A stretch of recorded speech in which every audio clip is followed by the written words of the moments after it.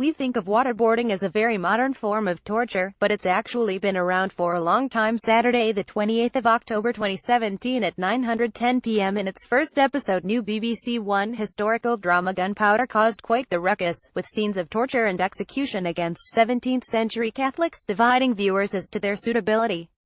In the second episode, there's not anything nearly as gory as the door-pressing, disemboweling action of the series premiere, but one scene of torture carried out against Catholic priest John Gerard Robert Ems might give viewers pause for a different reason, because it involves the practice of waterboarding, a form of torture with dark modern resonances.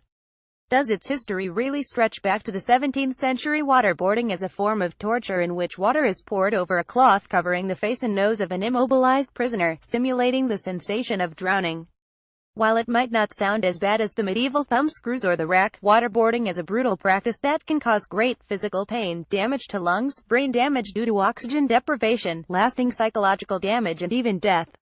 Despite some use in the late 20th and early 21st century, waterboarding has been banned by various governments. Given the technique's modern reputation, is the scene where Gerard is waterboarded and stretched on the rack in Gunpowder actually historically accurate, or a modern addition to help align the series with contemporary issues? Kit Harington as Robert Catesby and Robert Ems as John Gerard in Gunpowder. BBC, HF. Well, the answer is a bit of a mix of both. Despite its notorious use in the wake of 9/11 as one of the U.S. government's enhanced interrogation techniques, waterboarding is actually much older than that. The torture was used by the Spanish Inquisition as early as the 1500s and known as torture del agua. In the 1550s, the Flemish Inquisition also carried out the technique, and other groups continued to use waterboarding in the centuries that followed. It was certainly possible that the waterboarding technique could have been used in 1604 around the time of the Gunpowder Plot, as the BBC series suggests, but it's never been shown that British powers used it at this time to extract information, and it was not something reported to have been tried on Gerard himself.